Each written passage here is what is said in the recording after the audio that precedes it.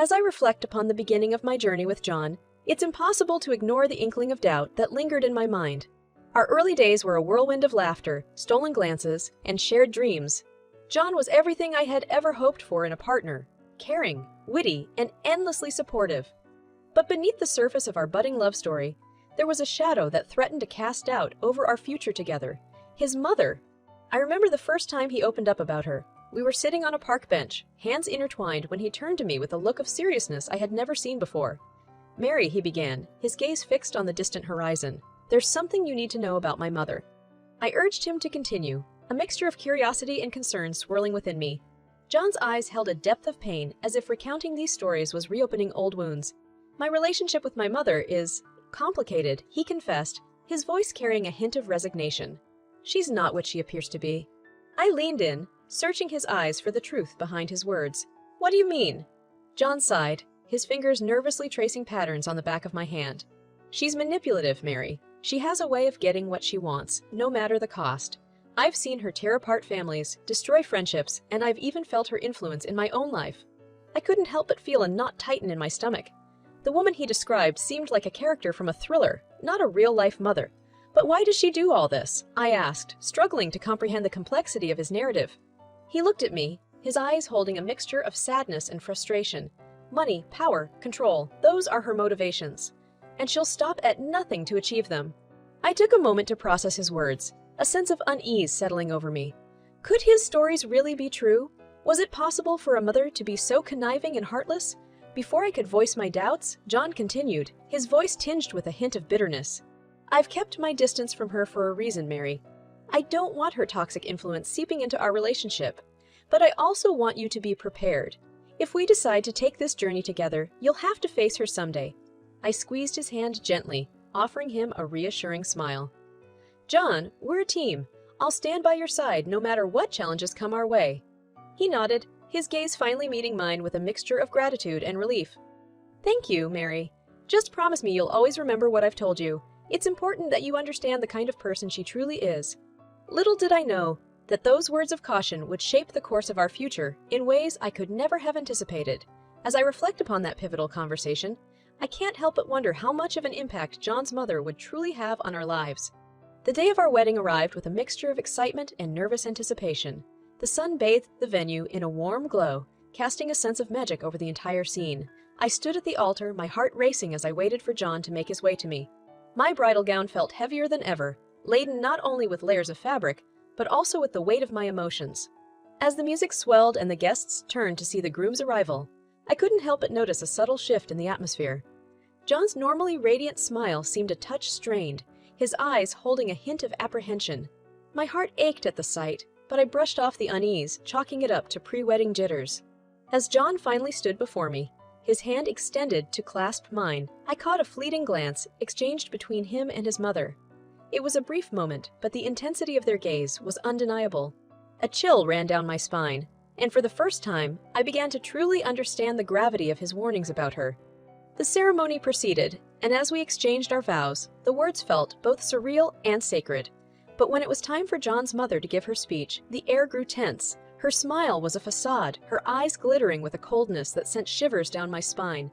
"Ladies and gentlemen," she began, her voice dripping with honeyed venom, "today, we celebrate the union of two souls. Mary, my dear, you must truly be something special to have captured my son's heart." A smattering of uneasy laughter filled the air, and I felt the weight of her scrutiny settle upon me.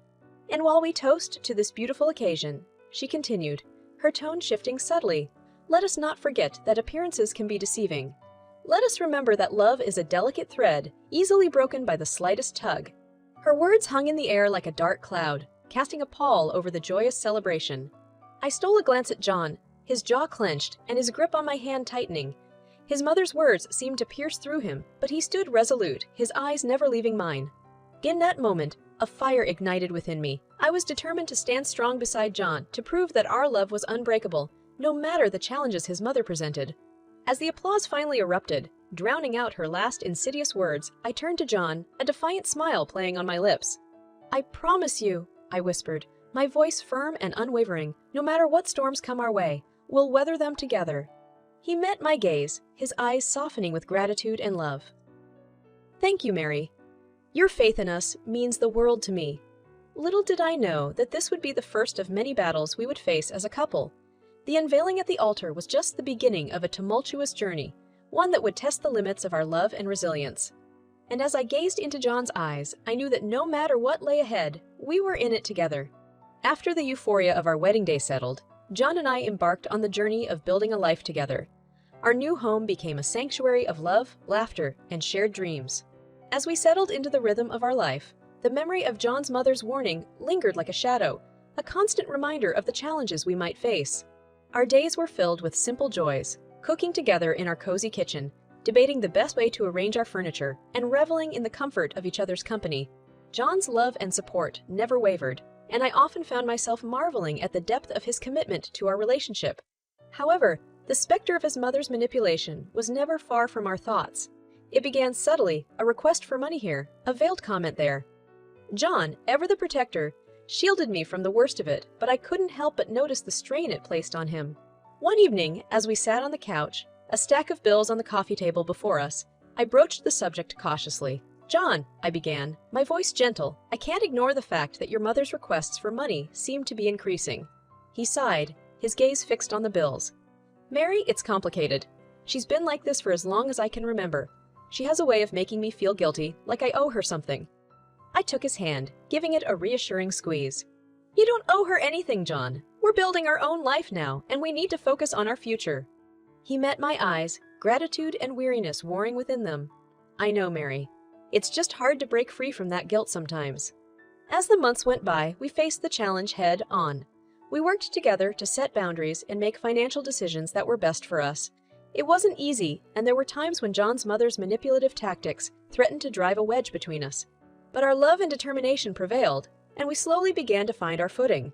Despite the difficulties, we managed to save enough money to buy a house, a place that would truly be our own, free from the toxicity of John's mother's influence. With excitement in our hearts, we moved into our new home, ready to build a life that was uniquely ours. Little did I know that the challenges we had faced were merely a prelude to what was to come. As we settled into our new home, the true extent of John's mother's conniving nature would become painfully clear.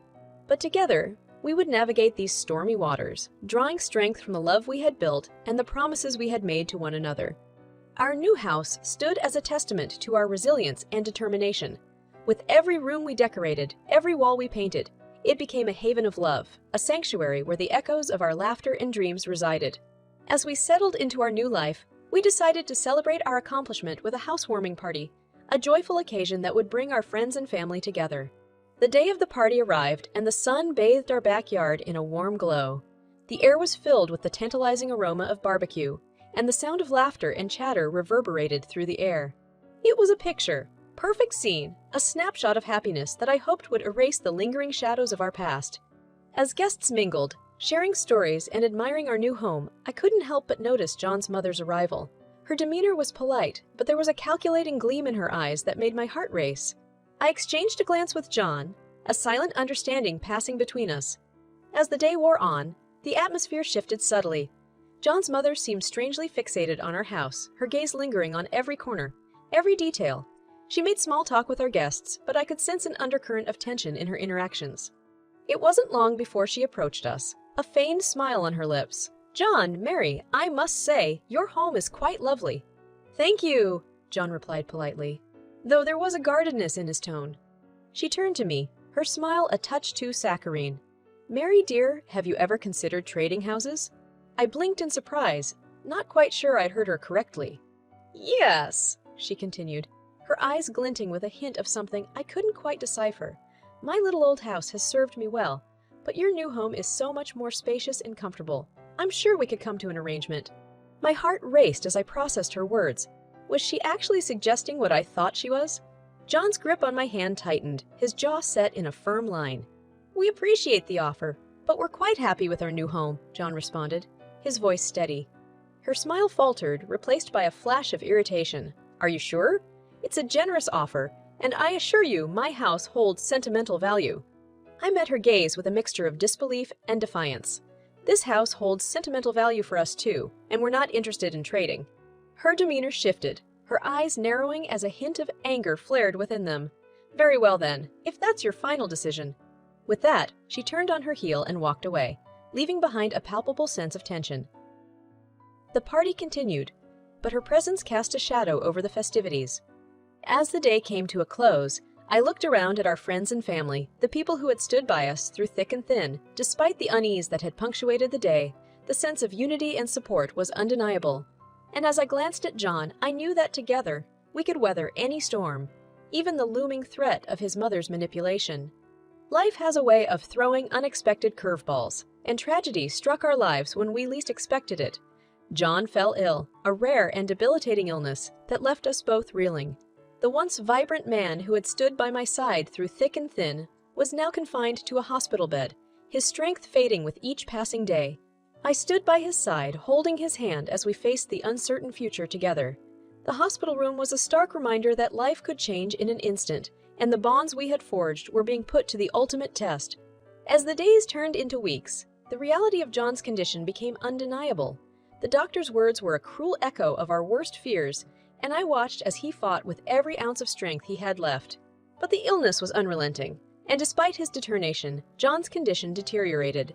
One day, as I sat by his bedside, his hand weakly grasping mine, he turned to me with a weary smile. "Mary, I want you to know that you've brought immeasurable joy into my life. No matter what happens, I want you to remember that." Tears welled up in my eyes, threatening to spill over.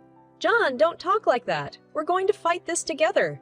He shook his head gently, his eyes holding a mixture of sadness and acceptance. "Mary, my love, sometimes we have to face the reality of the situation. I want you to be prepared for whatever comes next." As the days turned into nights, the hospital room became a cocoon of shared memories and whispered conversations. John's strength waned, and it was agonizing to watch him slip away, bit by bit. Then, one fateful day, John's battle came to an end. As I held his hand and watched his chest rise and fall for the last time, a sense of profound loss washed over me. The room was filled with an eerie silence, broken only by the sound of my heart shattering into a million pieces. The grief was overwhelming, and in the midst of my pain, his mother's presence loomed once again. As we gathered to mourn John's passing, she seized the opportunity to claim his belongings, the tangible reminders of a life that was cut short too soon. She approached me, a twisted smile on her lips, her eyes calculating. "Mary, dear, I think it's time we discuss what happens next." I looked at her, my grief mingling with anger. "Can't you see that I'm mourning the loss of my husband? Have some decency?" Her smile didn't waver, her demeanor unapologetic. "Of course, dear, but I believe we have some matters to attend to. You see, John's possessions, his car, his personal belongings, they rightfully belong to me." My voice trembled with a mixture of grief and indignation. "How can you even think about these things right now? Have you no compassion?" Her eyes bore into mine, her tone dripping with venom. "It's a shame, really. He left us so suddenly, and without a will. His possessions default to his next of kin, which would be me." I clenched my fists, struggling to contain my anger. These belongings are not just objects, they're memories of a life we shared. They belong to me as much as they belong to you. She shrugged, as if my emotions were of no consequence. "Well, Mary, I'm willing to make a deal. I'll give you his belongings in exchange for the house." My heart pounded in my chest as I stared at her in disbelief. "You want me to give you our home? The home we built together?" She nodded, her eyes cold and calculating. "It's a fair trade, don't you think? You get his possessions, and I get a place to live." Anger surged through me, my grief fueling my resolve. "No, I won't let you take everything away from me. This house was our dream, our future." She smirked, her triumph evident. "Think about it, Mary. You can either walk away with some memories or lose everything." As I looked into her eyes, I saw a reflection of the manipulation and greed that had poisoned her relationship with her own son. My heart ached, not just for my loss, but for the realization that her influence would linger even after his passing. In that moment, I made a choice. A choice to honor John's memory, to protect the life we had built together, and to stand up against the darkness that had consumed his mother's soul.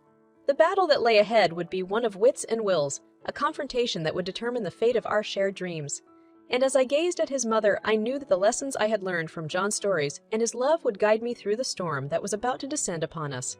With John's passing, the weight of his mother's greed and manipulation bore down on me. Her ultimatum, a house in exchange for his belongings, hung over my head like a dark cloud, but I was determined not to let her strip away the last remnants of the life we had shared. I reached out to a lawyer I knew, someone who could help me navigate the legal complexities of this situation.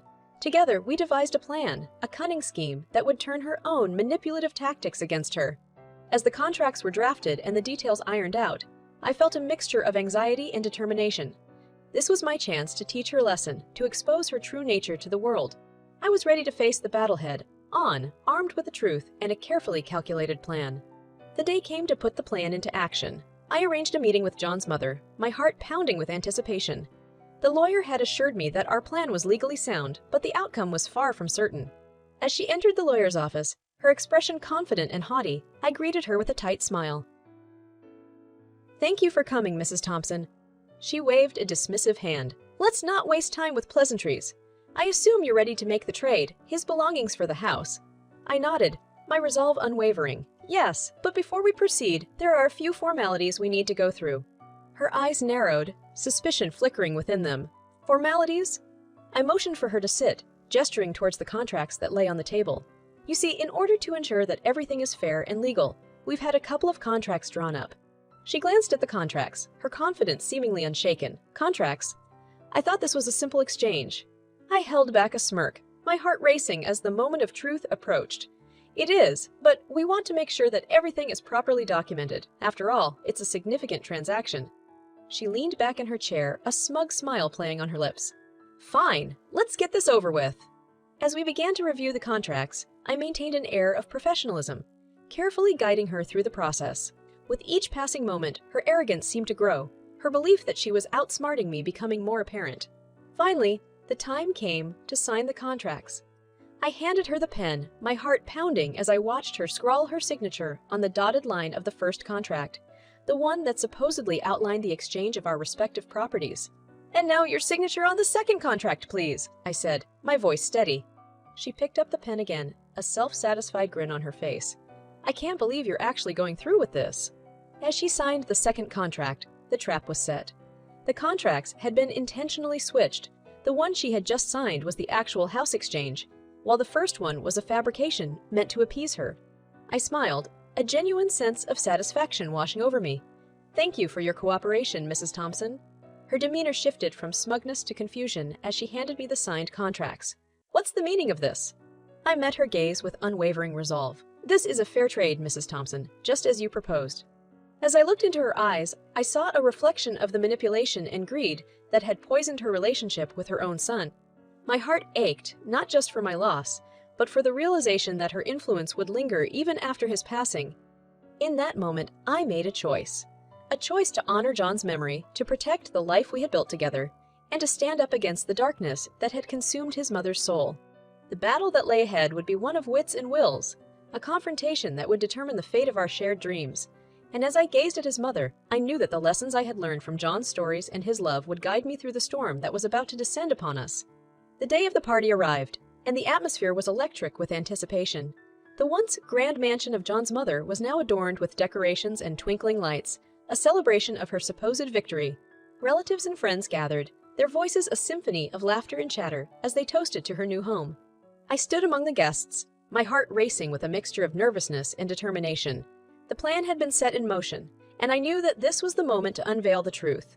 The truth about the woman who had tried to tear us apart, who had manipulated and schemed for her own gain. As the evening wore on, the mother-in-law's smugness was palpable. She moved through the crowd, basking in the attention, believing herself to be the master of the situation. But little did she know that the tables were about to turn. A hush fell over the crowd as I stepped forward, the spotlight suddenly on me. Her gaze turned towards me, curiosity and suspicion dancing within her eyes. I cleared my throat, my voice steady as I began to speak. "Ladies and gentlemen," I began, my tone carrying a weight of authority, "I would like to take a moment to share some truths with you all." The guests turned their attention to me, a mixture of surprise and confusion evident on their faces. The mother-in-law's smile wavered, her gaze narrowing as she studied me. "I stand before you today to shed light on a situation that has remained hidden for far too long," I continued, my gaze never leaving the mother-in-law's eyes. John's passing was a tragedy that left a void in my heart, but it also brought to the surface a web of manipulation and greed that had been woven by someone we all know. A murmur of disbelief rippled through the crowd, and I could see the mother-in-law's expression shifting from curiosity to alarm. "You see," I said, my voice unwavering. My late husband and I devised a plan to ensure that justice was served. We knew the depths of manipulation and deceit that had tainted the relationship between a mother and her son. Gasps filled the air, and the mother-in-law's face turned pale as realization dawned upon her. She stepped forward, her voice trembling with a hint of desperation. "What are you talking about?" I held up a document, the contract she had signed, transferring her house to me. "This contract, signed by you, transfers ownership of your house to me." The shock in her eyes was undeniable, and the realization of her own downfall seemed to paralyze her. "I learned from the best," I said, a touch of bitterness in my tone.